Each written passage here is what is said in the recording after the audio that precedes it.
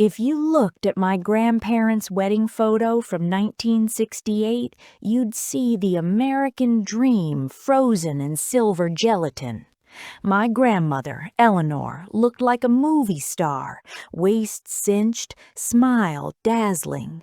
And my grandfather, Richard, he looked like the man who owned the world. Square jaw, expensive suit, a hand possessively on her shoulder. Growing up, I thought they were royalty. Their house was a museum of mahogany and white carpets. But kids are smart. Kids notice the silence. You know the kind of silence I mean? The kind that feels heavy, like the air before a tornado touches down. We didn't know that behind the polished oak doors, Richard wasn't a king, he was a warden, and Eleanor wasn't a queen, she was a prisoner in a diamond cage. Now, before I unzip the secrets of this perfect marriage and tell you how karma didn't just knock on Richard's door, it kicked it down, I have a small favor to ask. We are building a community here of truth-tellers and survivors. If you believe that justice is a dish best served eventually, please go ahead and click that subscribe button. And if this story reminds you of a strong woman you know, share it with a friend. It's a civilized way to say, I see you and I've got your back. All right, let's pour the tea. The abuse didn't start with a slap. That's what people get wrong. It started with a credit card statement. It was 1975. Eleanor had bought a new winter coat. It wasn't extravagant, just a wool coat because New England winters are brutal. Richard sat her down at the dining table. He put the bill in front of her like it was a murder weapon.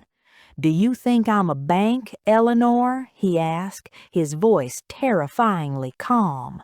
"Do you think money grows on the trees you're too lazy to rake?" He took the coat out of the closet. He took a pair of scissors, and right in front of her, he cut the buttons off, one by one. "You can keep the coat," he smiled, a cold, shark-like grin, "but you don't deserve the buttons until you learn the value of $1.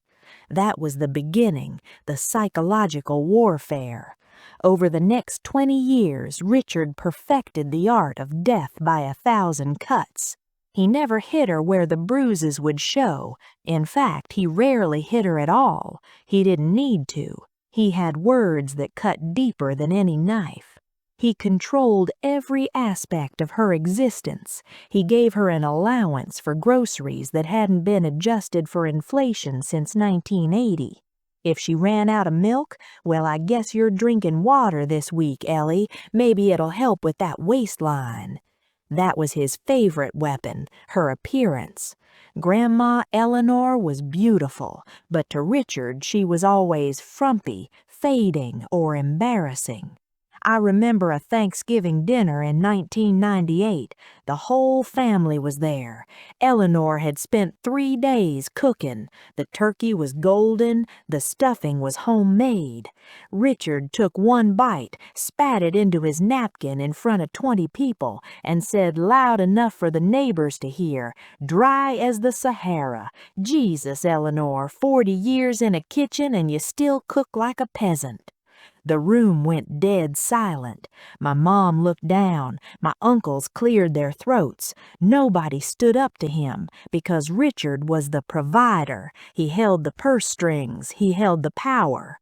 Eleanor just smiled that tight, heartbreaking smile and said, "I'm sorry, dear. I'll do better next time." Later that night, I found her crying in the pantry, not loud sobbing, silent, shaken tears. "Why do you stay, Grandma?" I whispered. I was 16. I didn't understand.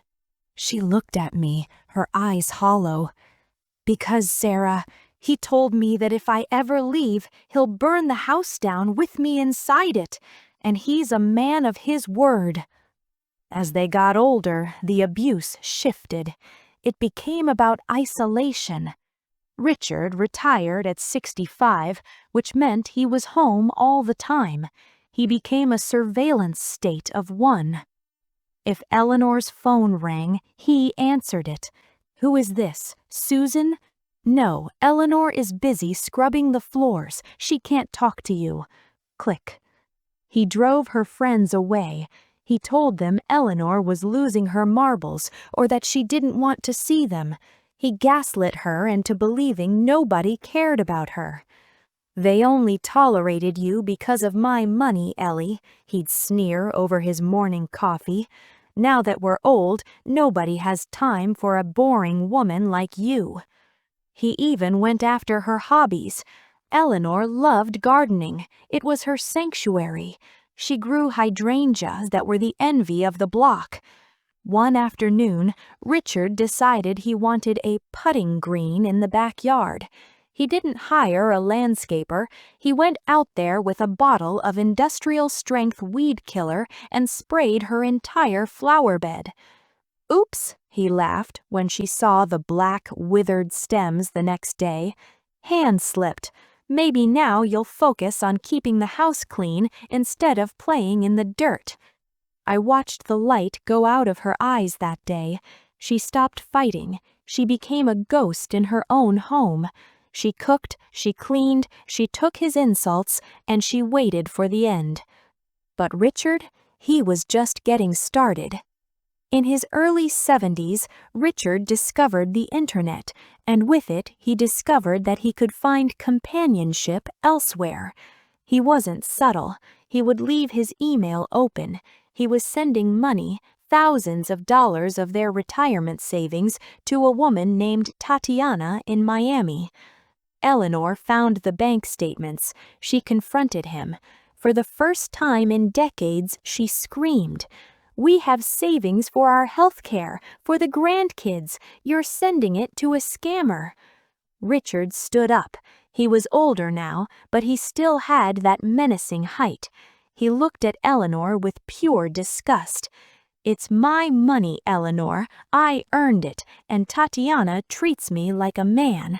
You treat me like a roommate."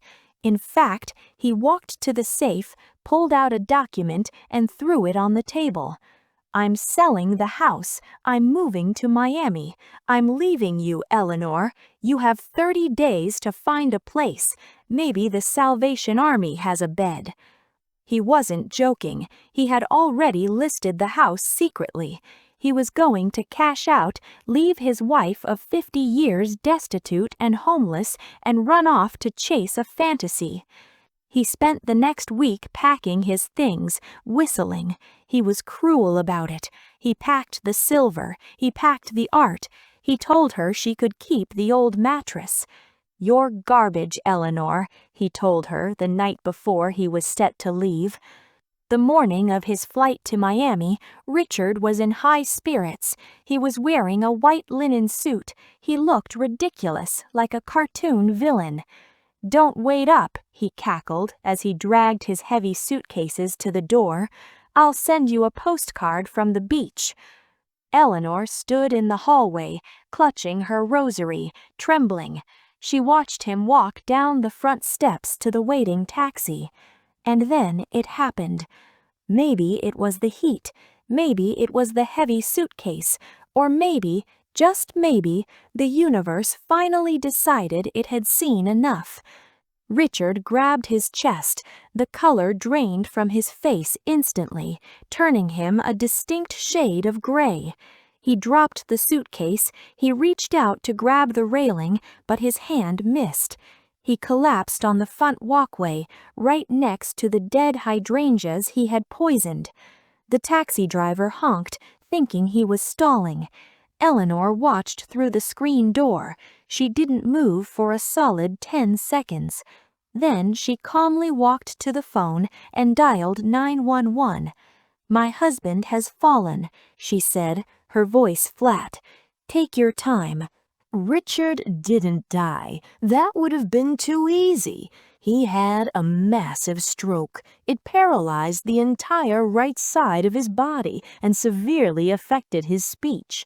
The doctors said he would require 24/7 care. He couldn't walk, he couldn't feed himself, and most importantly, he couldn't sign checks. And the Tatiana in Miami, the moment the money stopped flowing, she vanished into the digital ether. The social worker gathered the family in the hospital room. Richard was lying there, hooked up to tubes, his eyes darting around in panic. "Mrs. Reynolds," the social worker said to Eleanor, "Richard needs full-time care. We can look into state facilities, which are stark, or he can go home if you are willing to care for him." The room went quiet. We all looked at Eleanor. We expected her to say no. We expected her to put him in a home and finally be free. But Eleanor looked at Richard. She looked at the man who had cut the buttons off her coat, the man who had poisoned her garden, the man who was about to leave her homeless. She smiled, but it wasn't her usual submissive smile. It was something new, something dangerous. "Oh, bring him home," she said sweetly. "I'll take excellent care of him." Richard came home, but he didn't come home as the king. He came home as the subject. Because of his condition, the courts granted Eleanor power of attorney. She controlled the assets. She controlled the house. She controlled him. And let me tell you, Eleanor's version of care was malicious compliance at its finest. She set him up in the living room, right in front of the TV. "You love television, don't you, Richard?" She put on the channel she liked, the cooking channel, 24 hours a day. Richard hated cooking shows. He couldn't speak clearly enough to demand she change it. He just had to watch people bake cakes day in and day out. And the food? "Doctor says you need a liquid diet, dear." She fed him pureed broccoli, pureed carrots, bland, flavorless mush. One day he tried to grunt and gesture toward the salt. Eleanor leaned in close, whispering, "Salt is bad for your blood pressure, Richard. We want you to live a long time." But the real kicker was the social life. Eleanor started hosting parties again. Bridge club, garden club. Her lady friends would come over dressed in their Sunday best. They would sit in the living room drinking sherry and laughing. Richard was right there in his wheelchair in the corner. "Oh, don't mind Richard," Eleanor would say loudly, waving a hand. "He's just listening. He loves to see me having fun."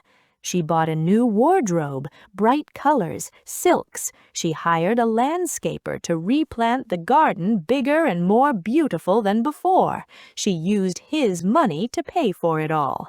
She would walk in front of him, twirling in a new dress. "Do I look frumpy today, Richard?" she'd ask. He would glare at her, his one good eye bulging with rage. He would try to make a noise.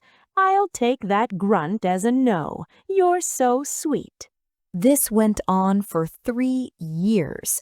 3 years of Eleanor living her absolute best life, while Richard was forced to watch from the sidelines, trapped in his own body, trapped in the house he tried to kick her out of. One afternoon, I was visiting. Eleanor was in the kitchen baking pies. The house smelled amazing. I sat next to Richard. He looked small. The arrogance was gone, replaced by a deep, pathetic desperation. He managed to grab my wrist with his good hand. He pulled me close. His speech had improved slightly, just enough to be understood if you listened hard. "Sarah," he rasped. It sounded like gravel. "Help me." "Help you what, Grandpa?"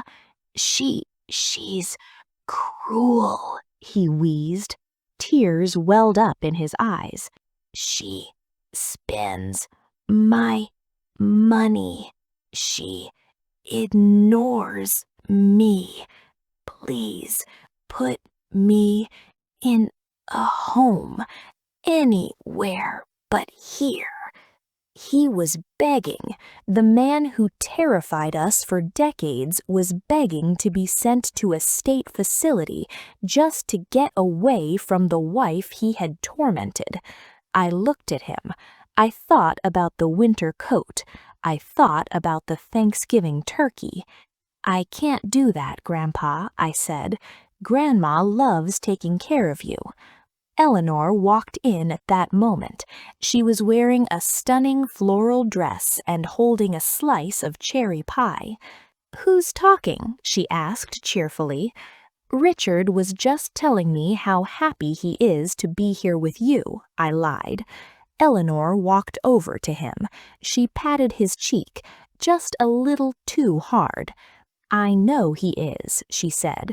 She leaned down, her face inches from his, "because if he wasn't happy, he'd have to leave.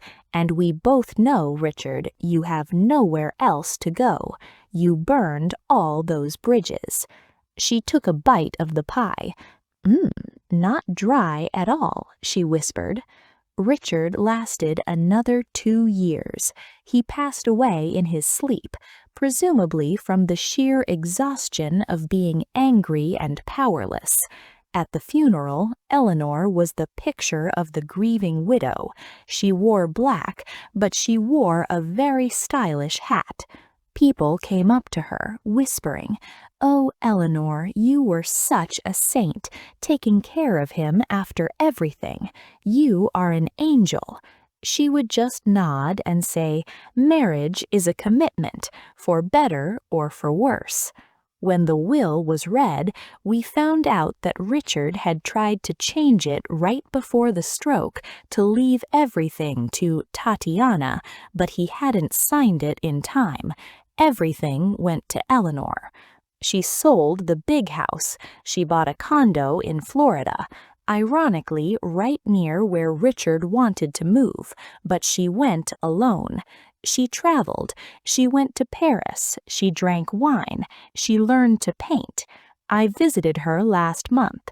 She's 85 now and sharper than ever. We were sitting on her balcony, watching the sunset over the ocean. "Grandma," I asked her, "do you forgive him?" She took a long sip of her iced tea. She looked at the horizon, her eyes clear and bright. "Forgiveness is for the Lord, Sarah," she said. "I'm just a human being. I didn't need to forgive him. I just needed to outlive him." She patted my hand. "And honey, the view is much better when you're not standing in someone's shadow."